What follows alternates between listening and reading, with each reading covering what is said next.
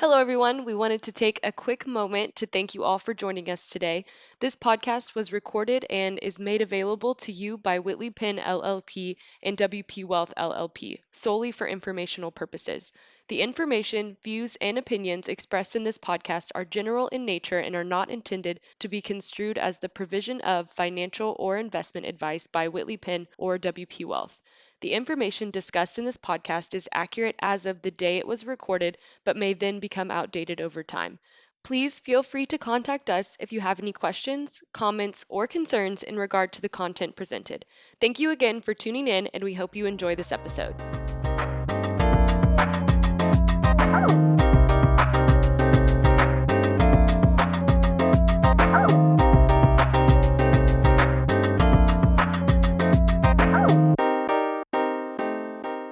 Welcome to WP Talks. Today we're in the WP Cares series. This is our charitable series where we use the podcast platform to really highlight some great organizations in our communities and really talk about their vision and their mission. I'm Shane Miller. I'm a partner in our wealth group out of Fort Worth. And today I'm joined by Melissa I. She's the founder of The Net. Melissa, welcome. Thanks for having me, Shane. I'm glad to be here with you guys. Yeah. Well, I've got the benefit of knowing a little bit about the net. We've had some discussions, and it's such an exciting organization. But I think it's best if maybe you tell the story of how it came to be, and maybe a little bit about your background, why this mission is so important to you, and what you guys are up to. Yeah, absolutely.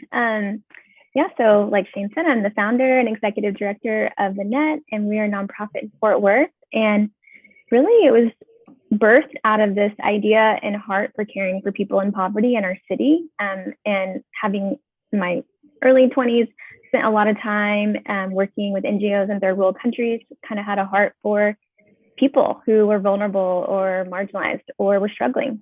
And just realizing through those experiences that we had a lot more in common than we had different, and felt like it'd be neat to explore what that looked like in my everyday life, and found myself at a job where I was able to do that and got to lead a bunch of college students in that effort. And so we were spending time with people in poverty in Fort Worth, people experiencing homelessness, teaching English to refugees, things like that, and just kind of sat in and leaned into this idea that poverty is really rooted in broken relationships. And so what does it look like to restore relationship to people who obviously have a lot of material poverty? That's that's obvious, right? When someone's struggling in that way.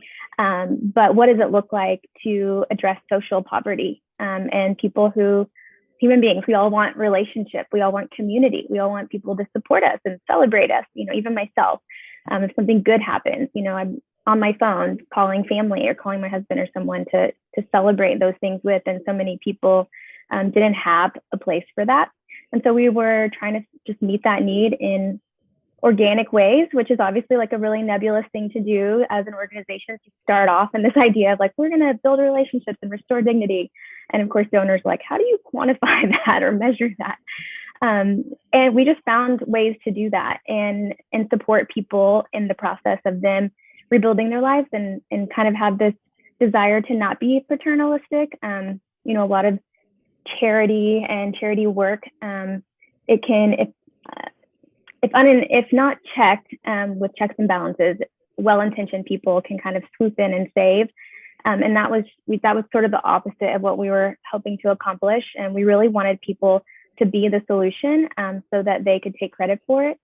And then we've taken a lot of turns. And so that's looked like we've had breakfasts, we had a day shelter for the homeless, we had an 8-year program for refugee kids, an after school program that we started, and all kinds of neat initiatives. But I would say the most important work that we've done since 2012 was work with survivors of trafficking in Fort Worth. And that wasn't something that we set out to do, wasn't something that was necessarily being talked about a lot back in 2012.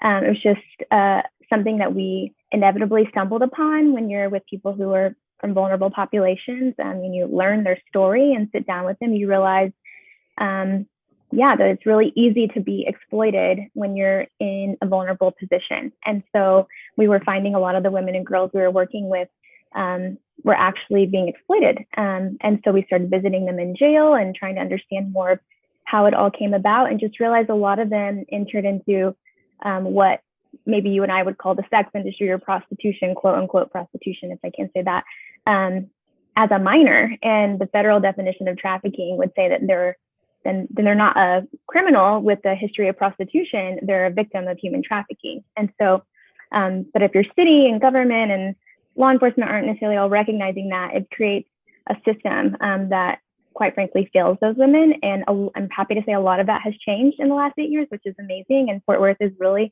taking the lead in not recriminalizing victims.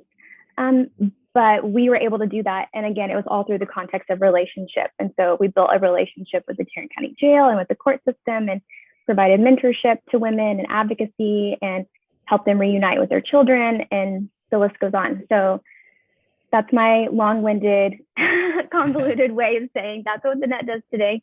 We solely focus on anti-trafficking, and we do that in a bunch of different ways right now. Okay. So really you took the traditional way that people try to help others is, let's give them stuff, right? Let's give them cash, let's give them meals, let's give them whatever it is. And you said, you know what, let's run alongside them, build a deeper level of a connection, and really get to maybe the core root, which you said is broken relationships in a lot of these cases. And that was really the aim with the tackling poverty, but now it's really become focused on trafficking. And that's so interesting. And it's funny when you first started describing it, it just seems like this crazy big ominous conquer the world type thing, but it's not so crazy. Obviously, it's been successful in that you're making a change. It's just more direct, and it's maybe I would say an unorthodox approach, but it's getting the results that I think you intended to get. So that's encouraging to hear.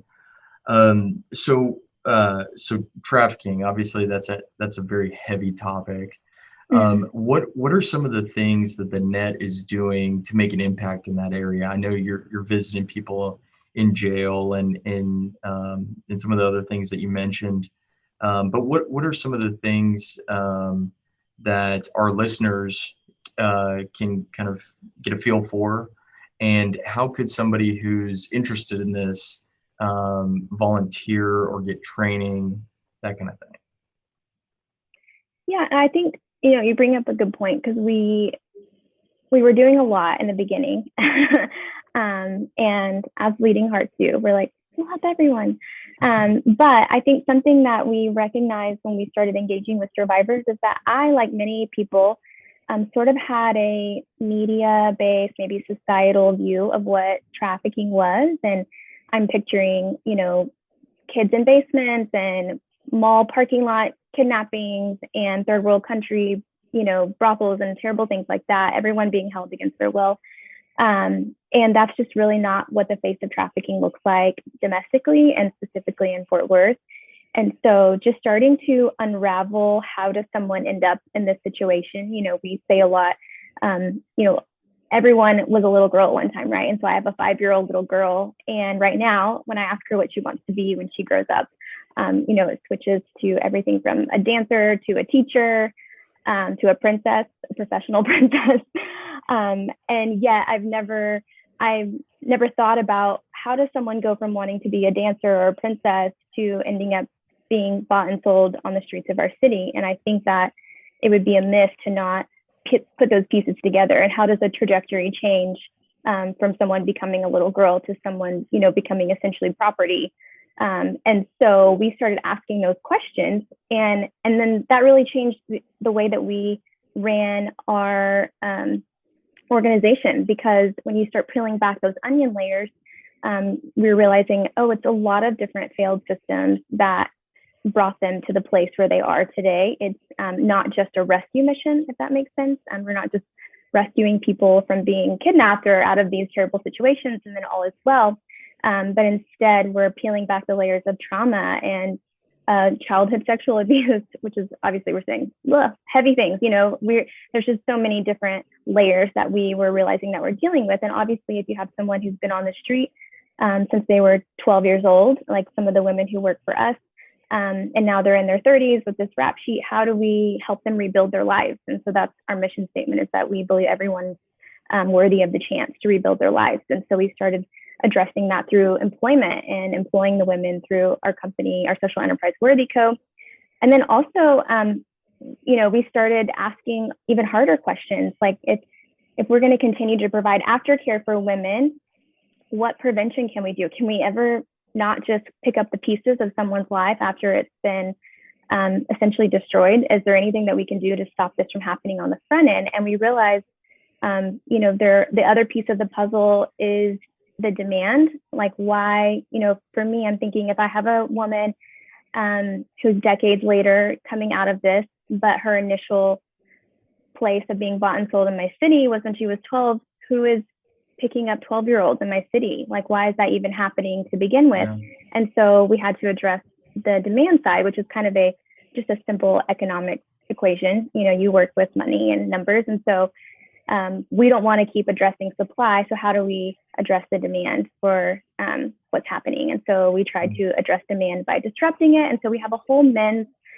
section of what we do called Men Against Sexual Exploitation. We call it MACE, and we have a MACE director, and we do online disruptions, and we have men's advocacy breakfasts that men can come to just to learn more and to help change culture and shape the culture that allows these kind of things to happen. So those are some of the ways that we are addressing it, through employment. And then obviously I mentioned trauma. So we have trauma-informed yoga and self-care and typing classes and professional development and nutrition classes, and helping women set goals and open bank accounts and get their cars and apartments and all kinds of things, because really there's just so many layers to what it takes to rebuild their life, which is why kind of throwing material solutions at a problem for us, we found just wasn't helpful, but instead entering into long-term, sometimes emotionally exhausting, messy relationships over an extended period of time, and supporting someone through this kind of circular recovery model. It's not as linear as I'm an Enneagram 1, and so I like things to, I like to plan, and planning for other people's personal success. Same boat. It's not, yes, exactly. It's not linear. It's circular. There's ups and downs, just like there is with everybody. And so that's what we've been trying to do, is kind of be holistic and just hit it from every angle that we can, to make sure that we really are seeing lives transformed, and not put a Band-Aid on a very nuanced, complex issue. Yeah, there's no one size fits all with this, and really rebuilding, right, is it's more than just one thing. And so, in your experience, it seems like, you said, I was a little girl and then I'm in this situation. Where does that disconnect begin? It's a family relationship? Is it bullying? What are the things that we can just be mindful of as a community to say, this is a bad situation, let's identify it? What are the things that maybe we can get in front of? It's interesting having two daughters, and then also working with young women, and seeing them in these really vulnerable situations. I think a lot of it is, it's just understanding that, this is what I'll say, is that lately trafficking has been somewhat synonymous with kidnapping. And so it's interesting to be like in moms groups on Facebook and things like that, and people reference that they were almost trafficked in like a Target parking lot. And that's actually, being robbed or kidnapped is very sad, and I wouldn't wish that on anyone. However, that isn't necessarily any sign or anything to do with trafficking. The FBI actually says that of all trafficking cases in the US, only 6% involve any sort of kidnapping on the very front end. And so that's just, I think, a big misnomer. And so in order to get ahead of it, I think would be to understand the coercion and the recruiting and the grooming and the boundary pressing that happens along the way. And just realizing that most traffickers, they're businessmen, or mostly men, some women as well. They are business-minded people. So they're not going to kidnap a product and try to sell that product without having earned their trust, without knowing who they are. And so instead, they're going to be smart about it. And so most people do earn trust with the people that they plan to exploit or victimize. And so that's through social media, that's through friends at school. Most of the women I meet never would have said that they were trafficked by someone. They would say their boyfriend or their fiance started asking them to slowly breaking down boundaries and barriers and asking them to do things until they were in a exploitative position. Yeah. Yes, exactly. A lot of that. And so I think to get in front of it, and of course my brain is thinking as a parent, but as a parent, I'm just talking to my girls a lot about their right to say no to anything. Like even if, she doesn't want to give grandma and grandpa a hug and kiss that day, I'm like, you know what, sweetie, you have the right. You have consent. You can say no. You can set a boundary if you don't want to do that, just because I want her to have some autonomy agency at a young age, so that she does start to understand when things feel weird or uncomfortable and know that it's not okay. And I think for a lot of women and girls that we work with, those barriers, unfortunately, weren't broken down by a trafficker. A lot of that already happened in the home, in child, if a lot of them have been in and out of foster care and just other things that have happened along the way where lines were already blurred as to what protection and love and caretaking and boundaries look like to begin with. Mm-hmm. And so I think to me, that's the better story to tell is what does it look like to help our community understand boundaries? And then obviously I could do a whole other podcast about technology and how that has amplified and convoluted the conversation. Yeah. Well, so it sounds like, the Net's kind of a big family. You've got Worthy Co., you've got Mace, you've got all these people involved. How big of an organization is in that Net family? Are these people, are they therapists? Do you partner with people? What's required to be someone who's part of the Net? Oh my gosh. Well, there's a lot of key players, a lot of stakeholders involved, because definitely could not do any of this by myself. I have an amazing team. There are currently 9 of us on staff. And so we're kind of all split up from MACE director to, events director to, we have an economic empowerment case manager. And she oversees a lot of the Worthy Co employees and helps them meet their goals economically. And then Sarah, who's the co-founder of Worthy Co with me, she's our director of operations. And so we just have a really phenomenal team in place that is able to care for a lot of the people that we serve, because we've served over 1,000 survivors in Tarrant County since 2012. Only 130 of those women have we actually provided our programs and wraparound services to. And so some of them was just offering resources, maybe they got out of jail and didn't contact us after that, but we were able to provide resources and classes while they were in jail. And then I would say beyond that, obviously we have, board members and advisory board members and just our partners, our donors who really believe in the mission, and they're like me, they're just regular people who want their city to care for the most vulnerable among them. Like for me, I say all the time, I just want my 2 little girls to grow up in a city and know that just because other girls like them didn't grow up in the exact same circumstances or situations doesn't mean that they're not worth caring for, providing for. And there are a lot of people in our community who actually just feel that exact same way. And so they partnered with us to make that happen. And we have a whole building now off of Magnolia Avenue. This is Fort Worth podcast, I can say, in the near south side.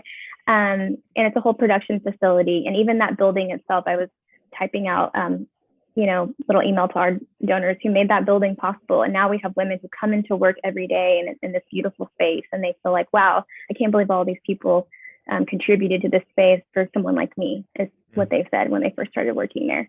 So definitely a lot of key players. And then none of that includes all of our volunteers who honestly make the world go round. Like every organization would probably say that volunteers literally are the backbone of everything that we're able to do. Yeah. Well, I have a 2-year-old, so I've recently watched the Lorax, and and the Lorax says, unless someone cares a whole awful lot, nothing's going to change. It's just not. And it sounds like you care a whole awful lot, and it seems like you're making a lot of change in this world. So that's a very good thing. So thank you. Whitley Penn and also the people who listen to this podcast, our audience, which is clients and other people in the community. they're hearing this message and they may say to themselves, I want to get involved. What Mm. what would be first steps to be a part of your mission? Yeah. So there are lots of entry points, obviously. And I would say a really like some low hanging fruit is people just buying Worthy Co products. And so I've kind of mentioned that a little bit in our time together, but we started a social enterprise. It's essentially a company called Worthy Co, where the women that work for Worthy Co, who are survivors in our program, come and hand pour candles every day, and they hand make jewelry, like the earrings I have on right now, are handmade by them. And then now we have a retail store where people can come and shop, and we also have a store online. And so if someone's out there and even just wants to give a, I don't know when this is airing, but a Mother's Day gift or a birthday gift or something, with knowing that, just having that purchasing power, knowing that it's providing a job for a woman in our city who really needs it and needs that opportunity and is rebuilding her life, like we said before, just brick by brick. And some of the ways she's able to do that is coming to our space every day and using her hands in this therapeutic environment and either pouring a candle or making something from scratch from a ball of clay. And so that's obviously a really easy entry point. Buy a candle, light it, say a prayer for our women, call it a day. But then we have a trafficking training that happens twice a year. It's a biannual trafficking training. And we usually close it at about 100 people. We have a partial online version now too, obviously, #COVID. So, but we also still are doing like a distance in-person one as well. But we do that twice a year, and that's really just an easy entry point for someone to understand more of our mission and to just have shared language for how we're going to tackle trafficking. Obviously, when you say trafficking, that definition can mean a lot of different things to a lot of different people. And so in order to really either interface with the women, either through jail or court support or hosting them in your home for a Christmas party or bringing a meal to our survivor support group or being one of the men who help host our breakfast that we have every quarter, things like that, you would just want to have a fuller grasp of how this kind of happens and to be trauma informed and to really understand just the nuances and complexity of what trafficking is so that you can then go and change culture and explain it to other people. And so our trafficking training accomplishes all of that pretty well in a day. Awesome. I can already hear my wife saying, Mother's Day is just around the corner. I could sure use a candle from Worthy Co. So noted, as she's listening to this, noted. Well, this is fantastic. It's a great group. We're certainly going to post some resources for people to get in touch with the net. Maybe we'll post a little Worthy Co. Retail store link. But this is a great organization, and I hope that the folks who are listening today will get involved and share this on comment and share, as our marketing department would tell me to say. Make sure that we're spreading the good news of the net. Melissa, thanks so much for joining me today. Any closing thoughts? Any message you want to leave our audience with? No, the only thing I would say is that we always say at the net, the proximity changes everything, right? It changes perspective and the way that we respond to the people around us or the circumstances that people are in. And so I just think that that's just a really neat and beautiful thing. So I wouldn't want anyone to leave being like, oh my gosh, like super Mother Teresa's out there starting things and doing all these amazing things. I would never toot my own horn and say that I care about people as much as I should. But honestly, just proximity to people and understanding their stories has changed the way I do everything in life. Obviously, it's changed my career path, but then it also just changes the way I raise my kids and the kind of books that I read to them and the way that we spend our money and all of that. And so just encourage everyone to find what it looks like to feel in proximity to something that might feel other, but also where we could step in and use our gifts and talents to make a difference. Absolutely. That's awesome. Yeah. Well, thanks so much for joining me. And please subscribe to the channel. Hopefully you'll join us on another episode of WP Talks. We're going to continue the WP Care series. We've got a couple more episodes left throughout the year.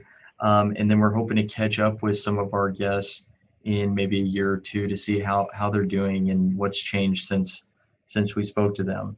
So something to just think about on the horizon. Thank you so much for joining us today. And until next time, take care.